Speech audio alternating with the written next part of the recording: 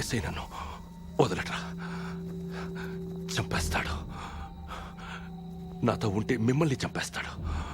వెళ్ళండి, వెళ్ళిపోండి. వాడు రాడన్నా, చంపేశాను.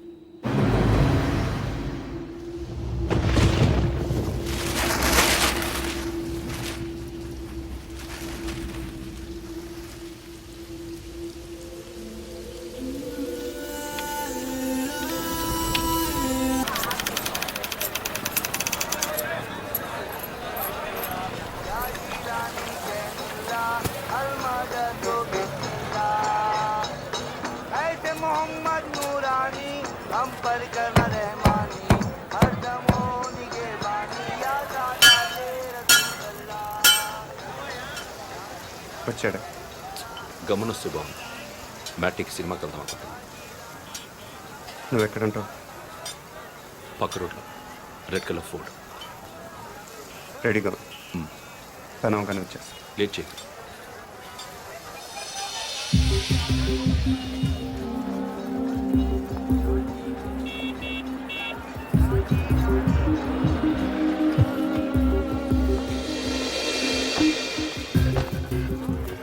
उसको क्या लेना है? ठीक है।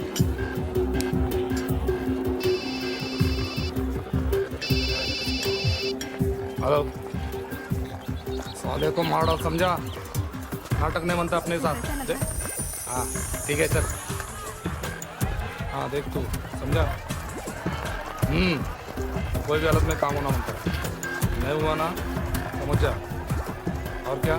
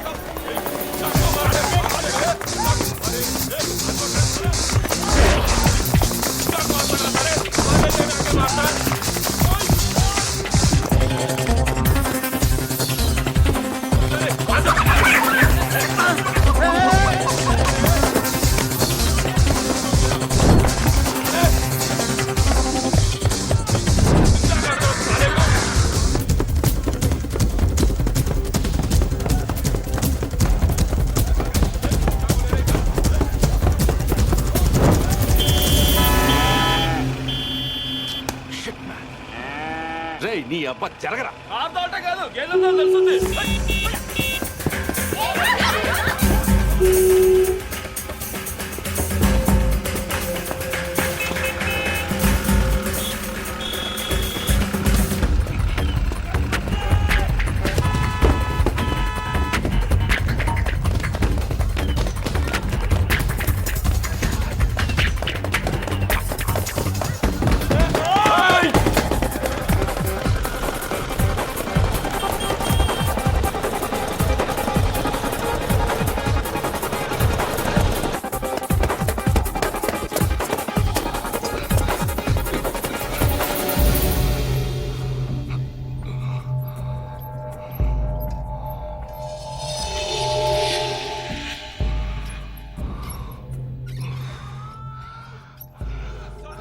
వీళ్ళకి ఆయాసమే రాదా?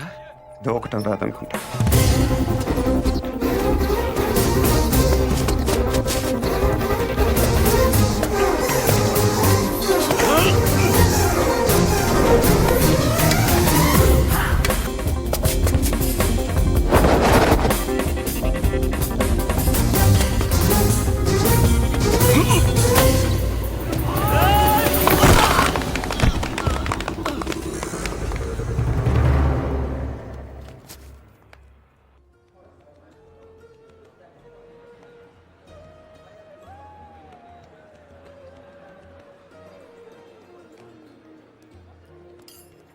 నమస్కారం సార్. బాగా వెయిట్ చేయించానా? పవర్ కోసం 10 ఏళ్ల నుంచి వెయిట్ చేస్తున్నాను. 10 నిమిషాలు లెక్క కాదు. కూర్చో. సీఎం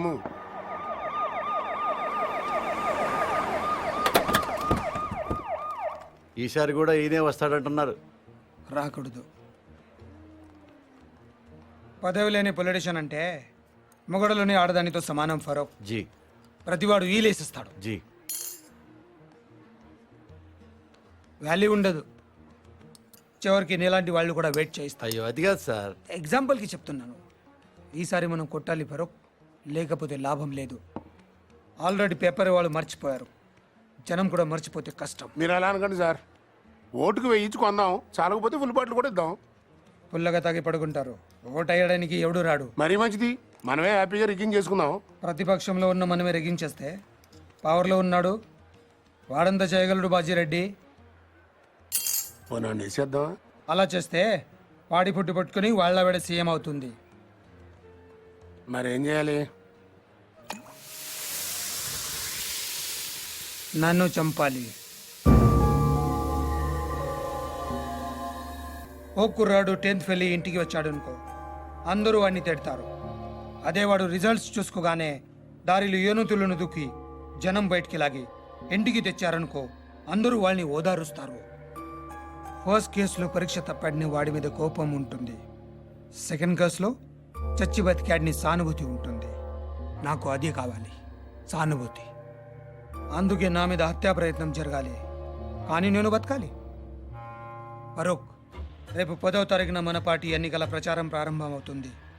అదే రోజున నా మీద అటెంప్ట్ జరగాలి. నన్ను హాస్పిటల్లో జాయిన్ చేస్తారు. టీవీ వాళ్ళు కవర్ చేస్తారు. అదే చూసి నా అభిమానులు ఓ 2-3 కిరోసిన్తో కాల్చుకుని చేస్తారు. మిగతా ప్రచారం అంతా హాస్పిటల్ నుంచే చేస్తాను. స్ట్రెచర్ మీద పట్టుకొని ఇంటర్వ్యూ ఇస్తాను. వీల్ చైర్లో వెళ్ళి ఓటేస్తాను. బ్రహ్మాండంగా ఉందన్న.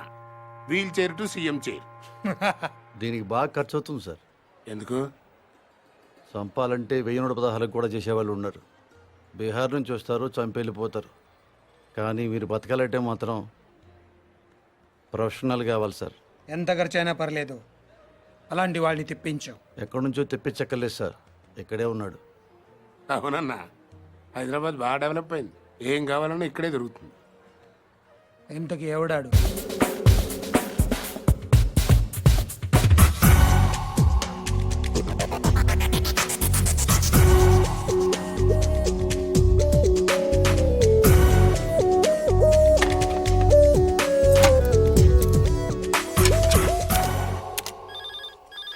అదే నియోజకవర్గాన్ని మనం ఉన్నారు సార్.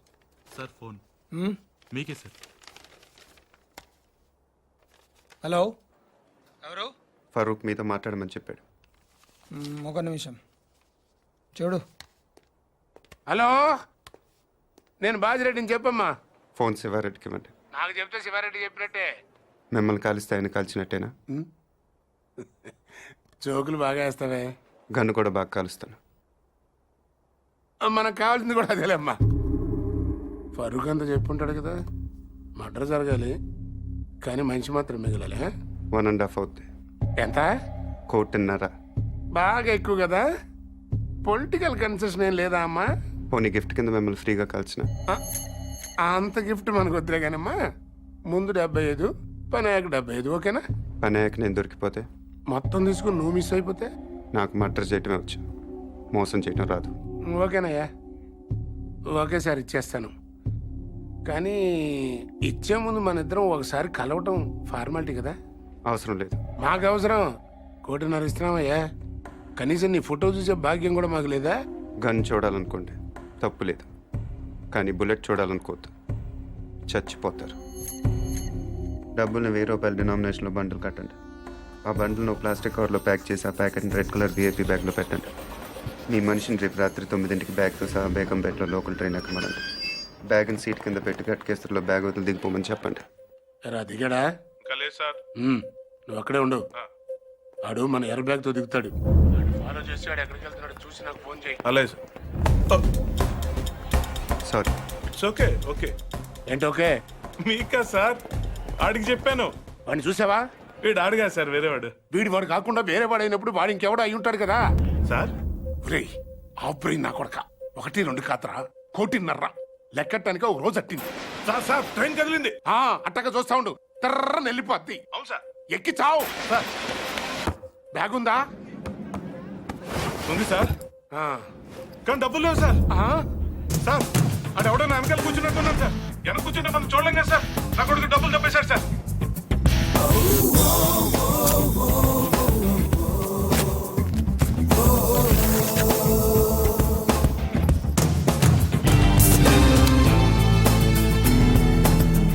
నువ్వేం చేస్తున్నా? పేపర్ చదువుతున్నావా? మీకెలా తెలుసు సార్? ఇందులో తెలియడానికి ఉంది, పైన చదువుతున్నావు, కింద కోసుకెళ్ళిపోయాడు. మరి ఇప్పుడు నన్ను ఏం చేయమంటారు సార్? రిటర్న్ ట్రైన్ ఎక్కి మిగిలిన పేపర్ చదువుకుంటూ వచ్చాయి. సార్ ఇంకా ఏంట్రా? బ్యాగ్ బాగా చిరిగిపోయింది సార్. నువ్వేం టెన్షన్ పడకు నాన్న, జాగ్రత్తగా తీసుకొచ్చాయి, కలిసి కొట్టించుకుందాం.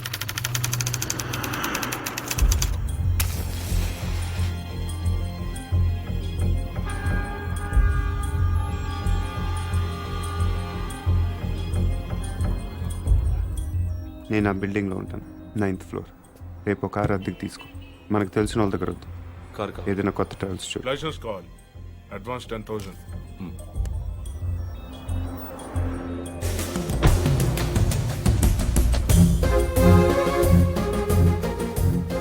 ఎల్లుండి మార్నింగ్ 10:30కి మీటింగ్ స్టార్ట్ అవుతుంది. నువ్వు ఆ బిల్డింగ్ పక్కనే ఉన్న రోడ్లో వెయిట్ చేయి.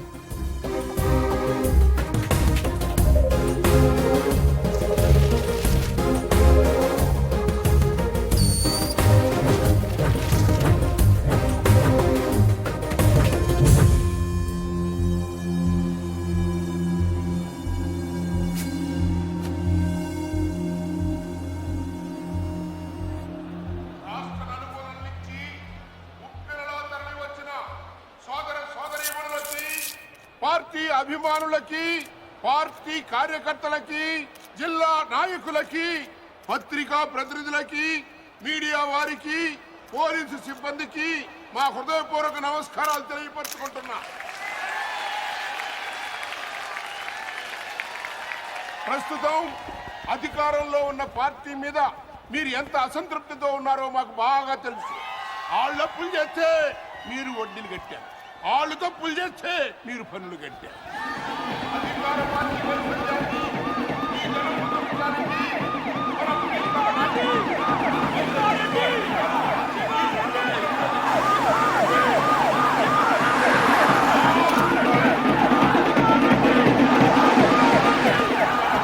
మళ్ళీ శివారెడ్డి గారు ఈ వేదిక మించి సంఘమవుతున్నారని మీ అందరికీ మనవి చేస్తున్నాను.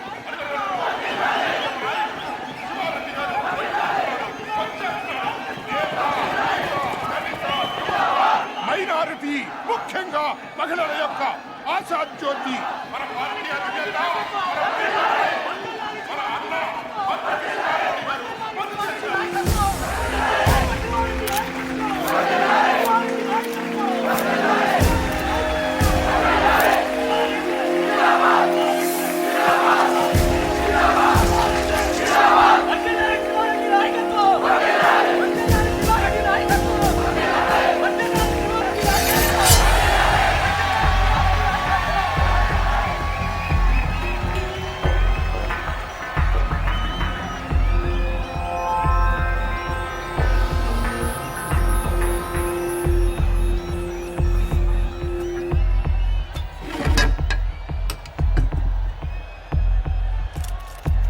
నాన్నగారి కోసం మీరేం చేస్తారు?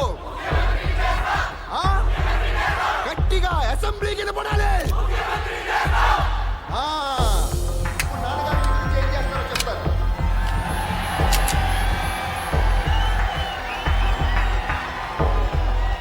ఈరోజు నాకు హైదరాబాద్లో 2 హుసేన్ సాగర్లు కనిపిస్తున్నాయి. ఒకటి ట్యాంక్ బండ్ కింద ప్రవహిస్తుంటే, ఒకటి ఇక్కడ ప్రవహిస్తుంది. మీరు ఇలా వేస్తే హీరోలో పుడతారు, మీరు ఓటు వేస్తే నాయకులు పుడతారు. మీరు అవునన్నవాడు మంత్రి, కాదన్నవాడు కంత్రి.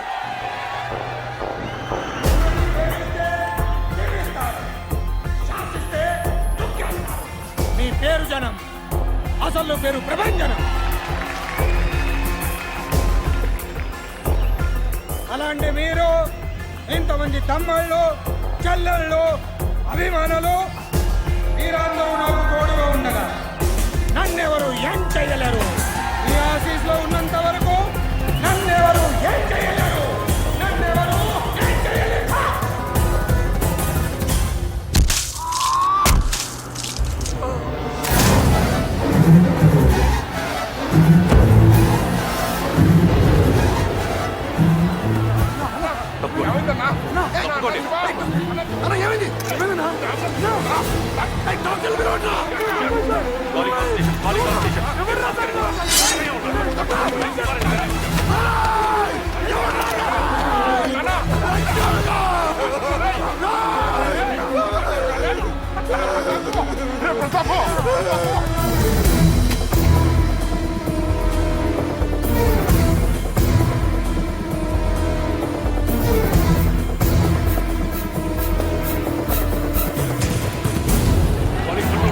కంట్రోల్ రూమ్ ఇంకా 100 మంది కావాలయ్యా. ఇమీడియట్ గా పంపించండి. కుమార్ నార్త్ బ్లాక్ క్లోజ్ చేయండి.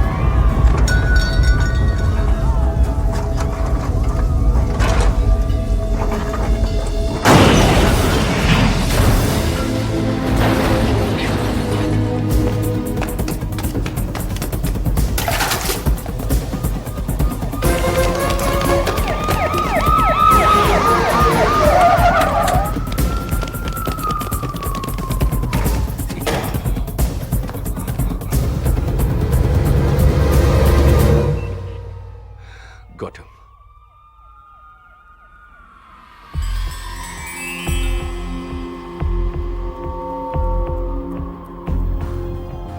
బిల్డింగ్ కింద 200 మంది పోలీసులు ఉన్నారు. వెనకాల గ్రౌండ్ లో 1,00,000 మంది జనం ఉన్నారు. నీకు ఇప్పుడు 2 ఆప్షన్స్ ఉన్నాయి. దిగి రావాలి, లేకపోతే దూకి చావాలి. నీకేం కావాలి?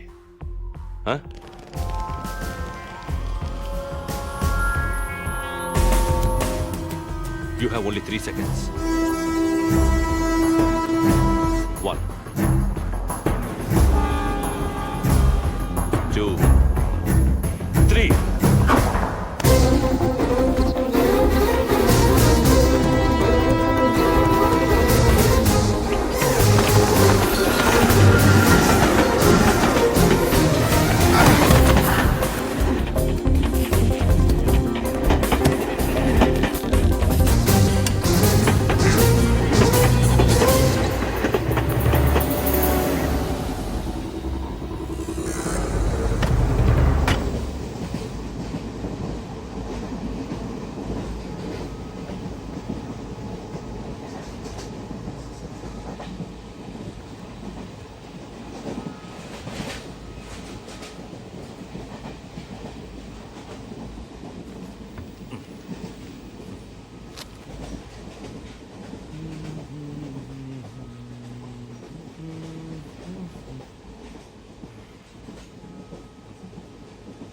తీసుకోండి సార్.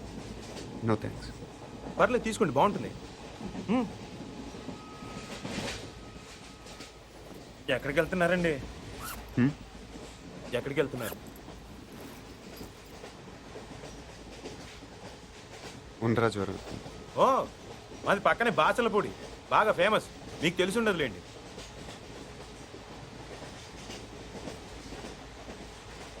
అజ్జూస్ చెప్పి అనుకుంటున్నారా? ఆ పోస్టర్ నా కోసం అంటించారు. నమ్మట్లేదా? 1 మినిట్ చూపిస్తా. ఇదిగోండి.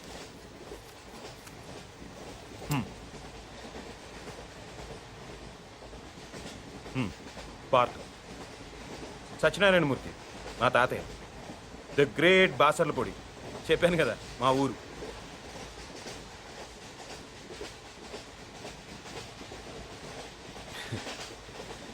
పన్నెండేళ్ల క్రితం మా ఊరు జాతరలో తీయించుకున్నానండి.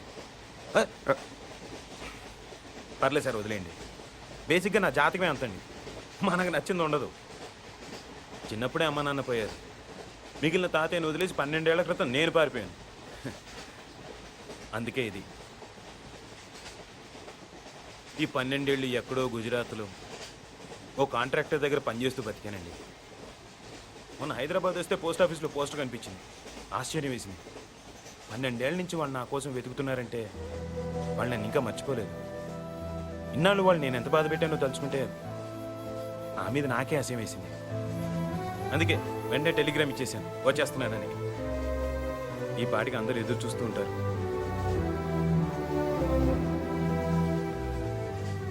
ఫస్ట్ టైం మా ఊరికి ఫ్లైట్ ఉంటే బాగుండు అనిపించిందండి. ఇంకా స్పీడ్గా వెళ్ళిపోవచ్చు కదా.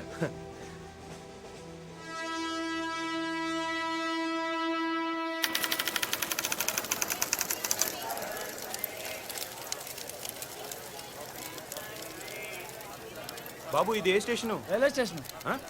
గుడివాడ. ఓ, అందరు రాత్రిపూట కాఫీ తాగితే నిద్ర రాదంటారు. అదేంటోనండి, నేను తాగితే ఇట్టే నిద్రపోతాను. కాఫీ తాగుతారా? మీరు జోక్ చేస్తున్నట్టున్నారు. కాఫీ రండి. ఎక్కువ షో చేయండి. ప్యాసింజర్స్ ఎవరిని డిస్టర్బ్ చేయదు.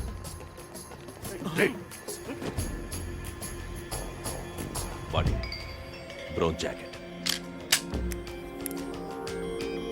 Take positions.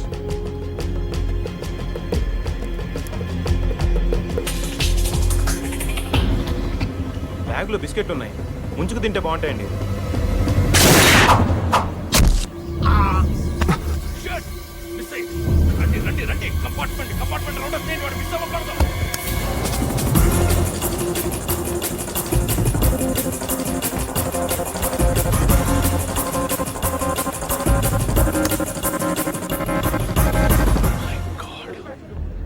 Calling all stations.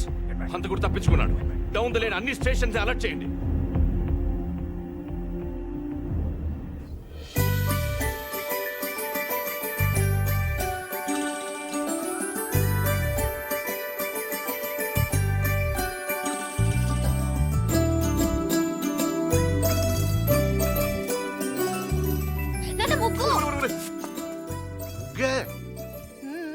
ఏంటి నువ్వే? మీ అమ్మ కూరలో ఉప్పు ఏముంటాయో ఏకంగా వీధనంతా బుగ్గేసావంటే. పార్థబాబు వస్తున్నాడు కదా అని. అబ్బా ఆ. ఈ వెల్కమ్ అట్టుండాలి కదమ్మా. అవును నాన్నోయ్. ఏంటి అటుండాల్సిన వెల్కమ్ ఇటు రాసిందయ్యా. ఏం పర్లేదు. అటు రాసిందనుకో ఆ. నువ్వు ఇంట్లోకి వస్తుంటే మాకు బాగుంటుందని అర్థం.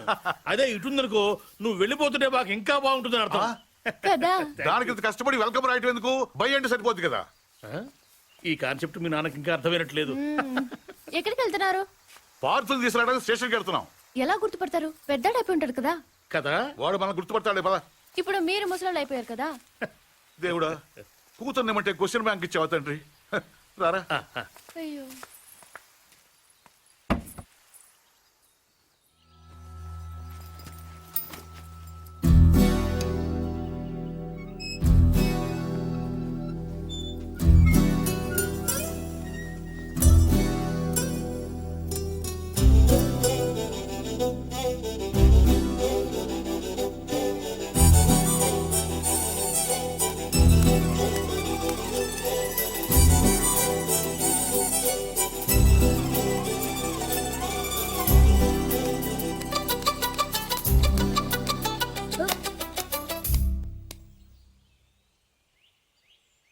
నువ్వు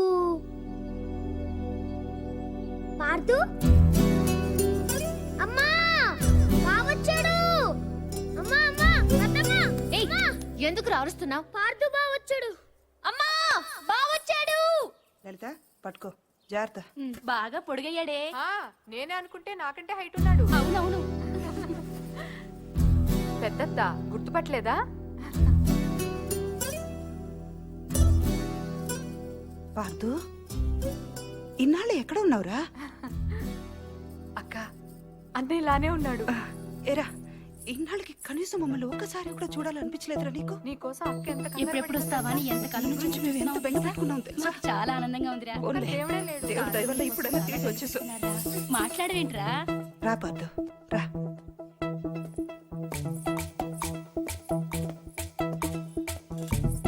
అమ్మా ఎర్నీళ్ళు. ఇలా ఇవ్వు.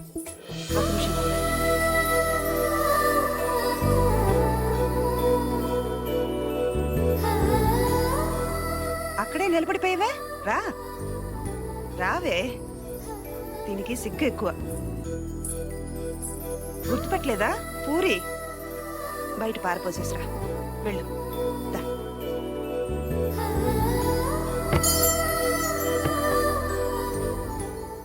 బయటంటే వంటింట్లో కాదు వాకిట్లో.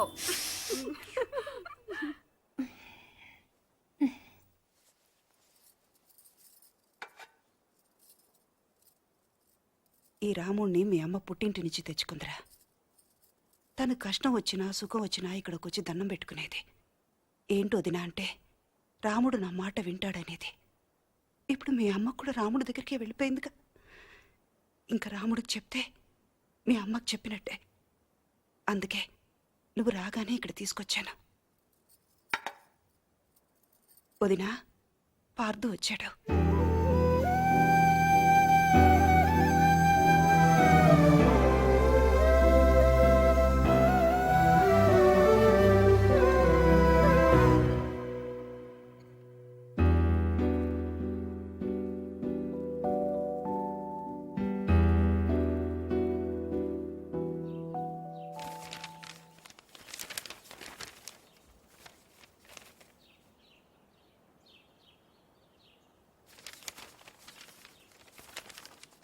నాన్నగారు పార్దు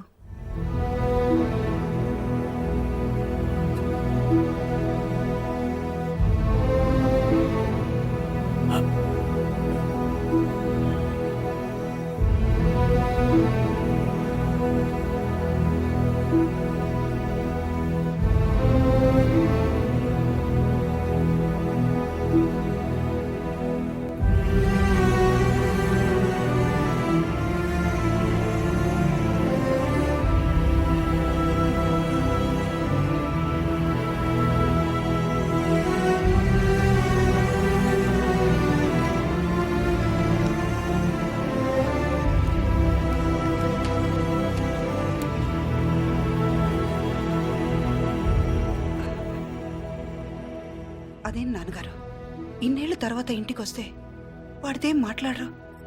వాడు వస్తాడని 12 ఏళ్ల నుంచి చూస్తున్నాను. నేను మాట్లాడతానేమోనని ఇంకో 10 నిమిషాలు చూడలేడమ్మా వాడు. ఎప్పుడు తిన్నాడో ఏంటో. వాడికి ఏదైనా పెట్టు. వెళ్ళు వెళ్ళు.